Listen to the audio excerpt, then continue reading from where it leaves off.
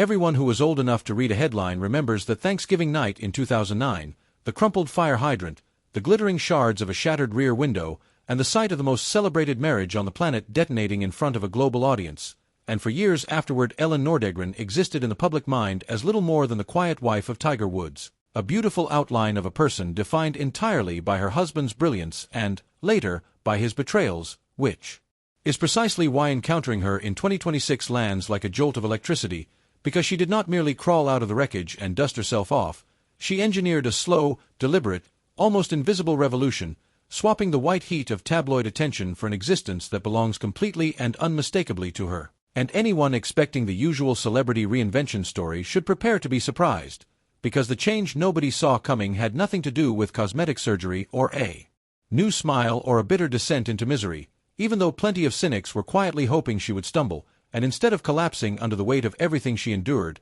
Elin straightened her spine and reclaimed her own life on her own terms. And what makes her transformation so unusual is that it looks nothing like the standard Hollywood makeover complete with a reality television deal and a branded wellness supplement line, because the 2026 version of the woman once cast as the mute, long-suffering shadow of the greatest golfer who ever lived has become something far more subversive, which is to say relentlessly, defiantly ordinary, and to watch her now at a youth sports facility in South Florida, gripping a coffee that has long since gone cold, dressed in a practical linen blazer, herding a rowdy cluster of kids toward the car, is to witness someone who pulled off a disappearing act while standing in full view of the world, because she didn't simply exit a marriage. She walked away from the entire machinery of fame itself, abandoned it at the curb like an old sofa, and in doing so paradoxically became the most fascinating figure in any room she enters, and the most disorienting part of seeing her today is not merely that she looks luminous at 46, carrying the kind of weathered calm that only comes from riding out a Category 5 storm of public humiliation, but that she is now raising 6 children, a number that stops people cold if their mental image of her is still frozen with just Sam and Charlie at her side, because since 2019 Elin has been building a sprawling blended family with her partner Jordan Cameron, the former NFL tight end, and together they are raising 3 little ones of their own, Zeta, Freya, and Arthur, alongside Jordan's son from an earlier relationship, which means her daily reality is an unending carousel of school drop-offs, teething infants, and teenage moods, and the Swedish au pair who once looked after the children of the sporting elite now runs a household whose logistics rival a professional golf tour stop, but the genuinely astonishing chapter of her metamorphosis is not written in her family tree at all, it is printed on the door of her office, because while the entire world sat waiting for the inevitable tell-all memoir or the $20 million sit-down with Oprah, Elin was quietly occupying a seat in a lecture hall at Rollins College, and she was not collecting a degree as a hobby or a distraction. She was pursuing something that felt to her like a genuine vocation, and today she works as a licensed mental health counselor operating her own private practice, EN Therapy, and the poetic symmetry of that fact is almost too perfect, because the woman whose most intimate wounds were once pried open and examined by every gossip outlet on earth now spends her working hours helping other people find their way through their own emotional debris, having gathered up the broken glass of her old life and ground it into a lens through which others can finally see themselves clearly, and perhaps most remarkably of all, by 2026 her relationship with Tiger Woods has settled into a state of grace that would have seemed like pure fantasy back in 2009, because they are not merely polite co-parents exchanging stiff pleasantries at handoffs, they have become genuine allies. And when their son Charlie collected his state championship ring earlier this year, Elin stood shoulder to shoulder with her former husband, laughing easily, as though the fire hydrant and the mistresses and the flashbulbs belonged to some other lifetime entirely, and that, more than anything, is the true measure of her transformation, because she refused the role of victim that the world kept trying to hand her, and she equally refused the role of vengeful villain that the tabloids would have paid handsomely for her to play, and instead she chose a third path nobody had scripted for her, the path of the healer, so that the woman standing in the Florida sunshine today is not Tiger's ex-wife in any meaningful sense. She is a formidable mother of 6, a committed clinician, and living proof that the smartest response to a public explosion is to walk calmly out of the blast radius and plant a garden in the quiet ground beyond it, because she did not simply endure the hurricane. She somehow became the stillness that follows it, demonstrating that a painful past is only a prologue for those with the nerve to keep turning pages, and yet none of this serenity would mean anything, and nobody would marvel at her reinvention, without understanding the sheer scale of the rubble she had to climb out of first, because the distance between the woman she is now and the woman she was forced to be then can only be measured by going back through the wreckage, through the divorce that rewrote the record books, through the wedding that resembled a coronation, through the whirlwind courtship and the quiet Swedish beginning, all the way down to the foundations of a story that began not with fame or fortune but with a young student folding clothes in a Stockholm shop,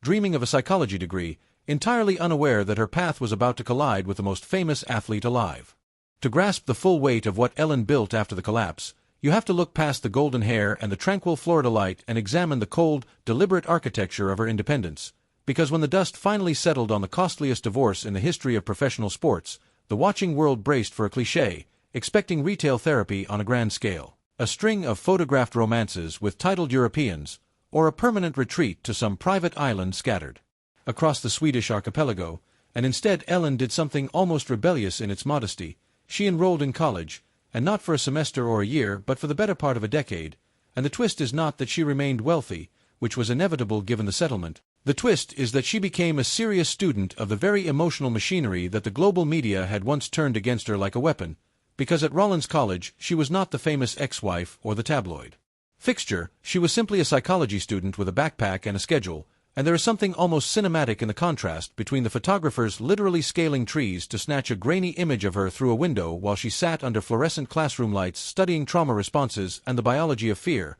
and this was emphatically not a vanity credential, because by the time she stood at the podium as the commencement speaker for her graduating class in 2014, having earned a grade point average of 3.96, she had methodically dismantled the scorned woman narrative that had been draped over her and replaced it with the image of someone who understood precisely why her old life had detonated and, more importantly, how to pour a foundation that no future scandal could ever crack, and that academic decade was the hidden engine behind everything that followed. Because while her divorce settlement was reported at around $100 million,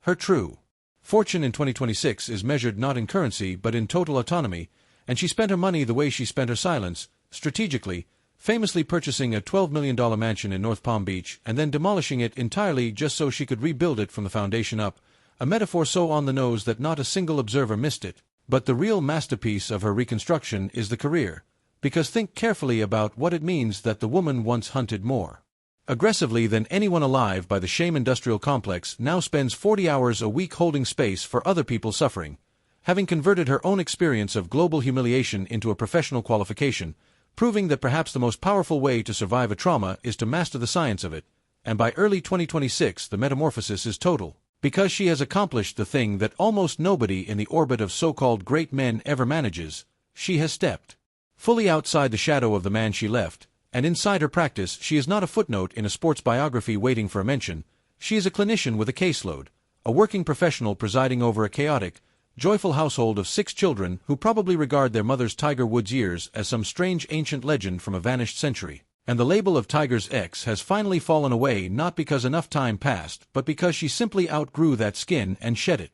having used the heat of the 2009 inferno to forge a version of herself that would be unrecognizable to the young woman who once shouldered a golf bag in Sweden. And to understand that young woman, you have to travel back to a Stockholm that knew nothing of her future, back to when Elin Nordegren was not a household name but a strikingly pretty, intensely private student with a completely different dream. Because long before the private jets and the record-setting settlement, Elin and her twin sister Josephine spent their summers working the floor of a local clothing store to fund their studies, living a life of unadorned Swedish practicality built on clean lines, hard work, and an almost religious devotion to personal privacy. And the fairy tale twist that changed everything did not involve a glass slipper, it involved a job offer, a position as a nanny for the family of Swedish golfer Jesper Parnevik. And it was that seemingly modest decision to move to the United States that placed her, entirely by accident, directly in the path of a sporting revolution, because when she packed her suitcases for Florida she was not hunting a billionaire, she was looking for a way to pay for her psychology textbooks,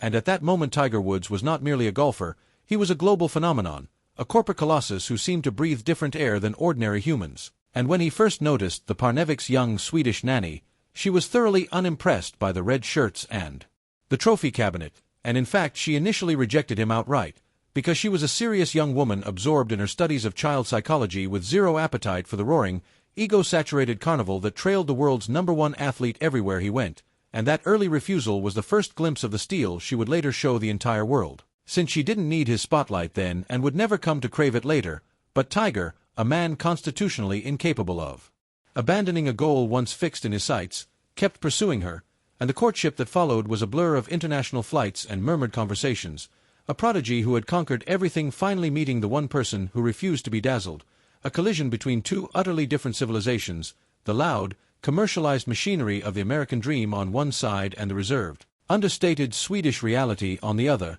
and as their relationship deepened through the early 2000s, the contrast between them became almost theatrical, because Tiger was American ambition made flesh, dominant, historic, insatiable, while Elin was the Nordic stillness at the center of his storm, the grounding presence who built him a sanctuary far from the cameras, and she settled into the role that would define her public image for years, the silent queen of the PGA Tour. A constant presence in the gallery who never once reached for a microphone and never granted a single interview.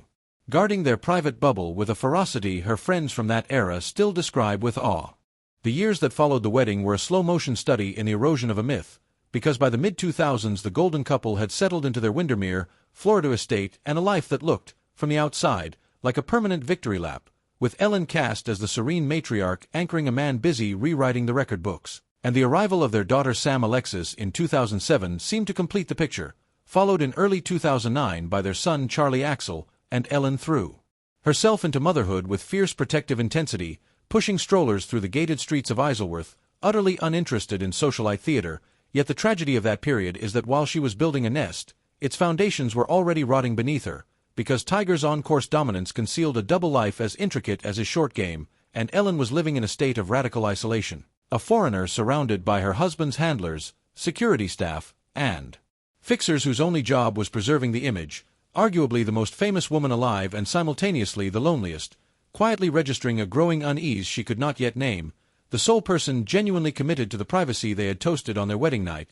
and then, in a few frantic minutes before dawn on November 27, 2009, everything shattered. When at 2:25 in the morning a black Cadillac Escalade lurched from the driveway of the Isleworth mansion, clipped a fire hydrant, and slammed into a neighbor's tree, and when police arrived they found Tiger lying in the road, semi-conscious and bleeding, with Elin standing over him holding a golf club, and the first story fed to the world was one of heroism, a devoted wife who heard the crash, grabbed a club, and smashed the rear window to drag her husband to safety, but within 48 hours the narrative began to bleed, because a tabloid report alleging an affair with a New York nightclub hostess had surfaced just 2 days earlier, and soon the questions became deafening. Why was he fleeing his own house at that hour? Why smash a rear window after a low-speed crash? And rumors spread of a discovered phone, of messages read while he slept, of a wife in righteous fury chasing the SUV down the driveway with that now infamous iron. And in the 20 days that followed, Elin endured a public autopsy of her marriage as a parade of mistresses emerged from every corner,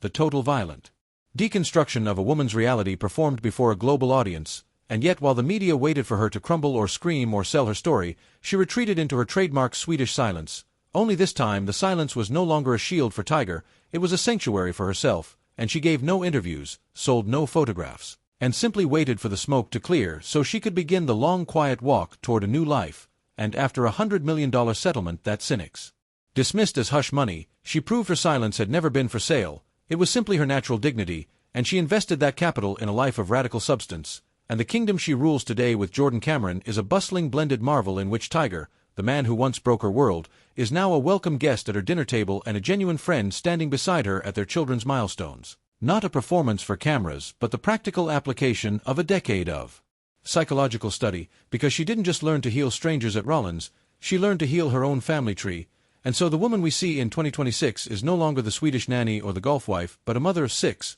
a licensed therapist, and living evidence that the most public rock bottom of your life doesn't have to be your final chapter, it can be the bedrock of one that is finally, authentically your own.